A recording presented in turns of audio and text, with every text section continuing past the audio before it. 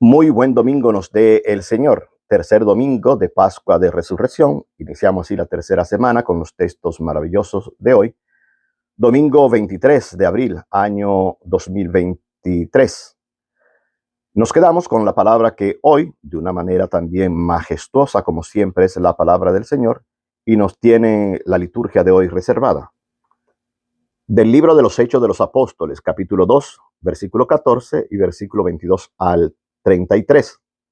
Dice este texto: el día de Pentecostés, Pedro, de pie con los 11, pidió atención y les dirigió la palabra.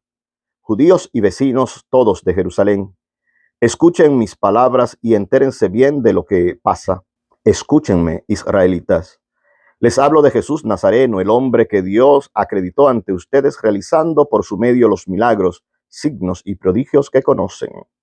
Conforme al designio previsto y sancionado por Dios, se lo entregaron y ustedes por manos de paganos lo mataron en una cruz. Pero Dios lo resucitó rompiendo las ataduras de la muerte. No era posible que la muerte lo retuviera bajo su dominio, pues David dice refiriéndose a él: tengo siempre presente al Señor, con él a mi derecha no vacilaré.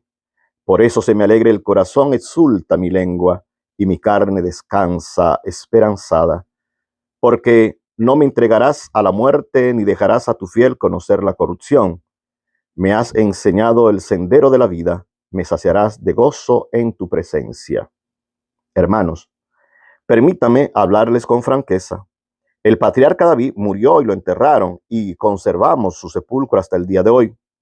Pero era profeta y sabía que Dios lo había prometido con juramento, sentar en su trono a un descendiente suyo, cuando dijo que no lo entregaría a la muerte y que su carne no conocería la corrupción. Hablaba previendo la resurrección del Mesías, pues bien, Dios resucitó a este Jesús y todos nosotros somos testigos.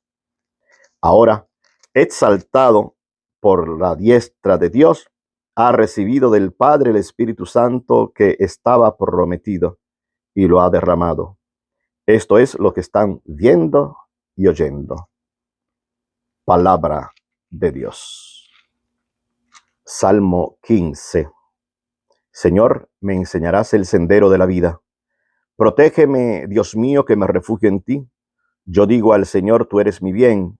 El Señor es el lote de mi heredad y mi copa. Mi suerte está en su mano.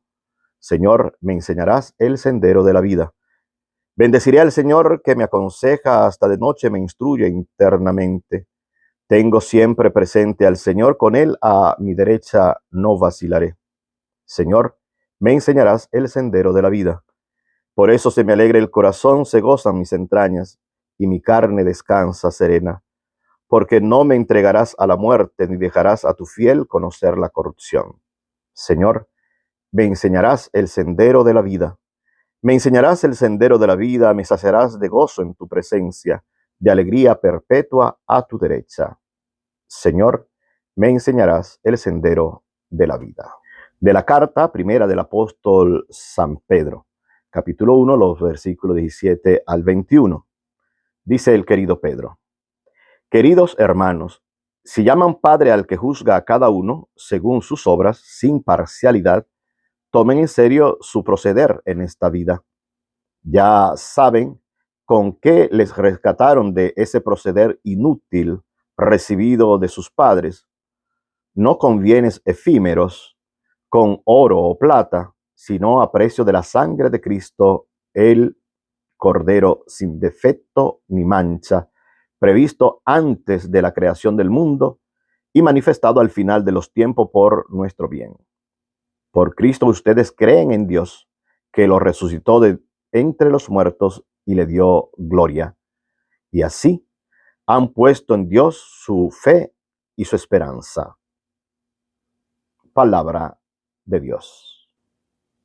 Capítulo 24 del querido Lucas, discípulo de Emaús, verso 13 al 35. Nos dice la palabra: dos discípulos de Jesús iban andando aquel mismo día, el primero de la semana, a una aldea llamada Emaús, distante unas 2 leguas de Jerusalén, iban comentando todo lo que había sucedido. Mientras conversaban y discutían, Jesús en persona se acercó y se puso a caminar con ellos, pero sus ojos no eran capaces de reconocerlo. Él les dijo: ¿qué conversación es esa que traen mientras van de camino? Ellos se detuvieron preocupados, y uno de ellos, que se llamaba Cleofás, le replicó: ¿eres tú el único forastero en Jerusalén que no sabes lo que ha pasado allí estos días? Él les preguntó: ¿qué? Ellos le contestaron: lo de Jesús el Nazareno, que fue un profeta poderoso en obras y palabras ante Dios y ante todo el pueblo. Cómo lo entregaron los sumos sacerdotes y nuestros jefes para que lo condenaran a muerte y lo crucificaron. Nosotros esperábamos que él fuera el futuro liberador de Israel, y ya ves, hace 2 días que sucedió esto.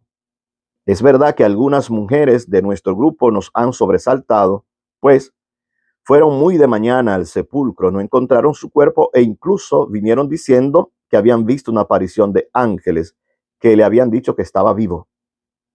Algunos de los nuestros fueron también al sepulcro y lo encontraron como habían dicho las mujeres, pero a él no lo vieron. Entonces Jesús les dijo: qué necios y torpes son para creer lo que anunciaron los profetas. ¿No era necesario que el Mesías padeciera esto para entrar en su gloria? Y comenzando por Moisés y siguiendo por los profetas, les explicó lo que se refería a él en toda la escritura. Ya cerca de la aldea donde iban, él hizo ademán de seguir adelante, pero ellos le apremiaron diciendo: quédate con nosotros porque atardece y el día va de caída. Y entró para quedarse con ellos. Sentado a la mesa con ellos, tomó el pan, pronunció la bendición, lo partió y se lo dio. A ellos se les abrieron los ojos y lo reconocieron, pero él desapareció. Ellos comentaron: ¿no ardía nuestro corazón mientras nos hablaba por el camino y nos explicaba las escrituras? Y levantándose al momento, se volvieron a Jerusalén, donde encontraron reunidos a los 11 con sus compañeros, que estaban diciendo: era verdad, ha resucitado el Señor y se ha aparecido a Simón. Y ellos contaron lo que les había pasado por el camino y cómo lo habían reconocido al partir el pan. Palabra del Señor. La tremenda, maravillosa, exuberante, excelente catequesis de Lucas en este evangelio, poniendo a Jesús a caminar con aquellos que van entristecidos, agobiados, frustrados, desganados por el camino, los discípulos de Emaús. Es interesante, es una gran liturgia, es una gran catequesis, si queremos, liturgia de la palabra y liturgia del pan eucarístico, 2 grandes partes con distintos momentos. Interesante, al menos para mí, reseñar, destacar, resaltar que el caminante que viene de Jerusalén, nosotros sí sabemos que es Jesús. Los dos, aquellos están cegados para poder reconocerlo, porque la tristeza le embarga, y en una tristeza que embarga es una tristeza que empaña la mirada para poder reconocer la presencia del resucitado. Ayer y hoy hay que lavarse los ojos en colirio. La entrada de Jesús va a ser simple. ¿Qué conversación es esa que traen? Para empezar, el diálogo. Pero es un diálogo que no va a ser lógicamente profundizado por Jesús, sino serán aquellos que van con la congoja, que tienen que expresar la conversación y la discusión que traían por el camino. Y es interesante que sean capaces de abrir al desconocido, que es Jesús, de todo el gozo que sintieron con aquel caballero llamado Jesús, las esperanzas que aguardaban, también la tristeza que ahora le embarga, y por eso vuelven de retorno a la cotidianidad, a lo de siempre, a volver al mismo espacio de siempre y huir del lugar del conflicto que es Jerusalén. Tiene que darse esto para que Jesús irrumpa de alguna manera fuerte en el corazón y tener que decirle y llegar a decirle: torpes y tontos son. Tienen el corazón embotado, totalmente romo, un corazón que está cerrado a la capacidad de poder ver más allá de las propias narices. Y explica todas las escrituras, la Torá, los Nebín, lo que Ketubín, Moisés, los profetas y todos los escritos. Y esto es lo que va a provocar, lo veremos después, ese ardor por el camino del corazón, la fuerza que ellos van a poder decir. Y el segundo momento, o la segunda parte más que momento, es el atreverse a abrir la casa al desconocido y ponerlo en la mesa junto al extranjero, al que no conocemos, y ponerle lo que tenemos en la casa para que pueda ser compartido. Al partir el pan, desaparece el caminante y también desaparecen las escamas de los ojos, porque automáticamente somos capaces de abrir nuestro corazón y abrir nuestra casa para el desconocido, también poner en la mesa lo que tenemos y lo que necesitamos para poder comer, para que pueda comer el que viene por el camino, no dejarle que vaya navegando en la noche oscura. Y entonces, cuando esto acontece, los ojos se abren con el ardor del corazón que llevan por dentro. Y ahora es el tiempo de atravesar, no importa que la noche sea oscura, y volver desde la Emaús de la distancia a la Jerusalén del conflicto, al lugar de la muerte, para allí comunicar la vida que ya lleva ardiendo en el corazón. Y aunque los demás hayan tenido la experiencia del Señor, como le dicen, es verdad, el Señor ha resucitado.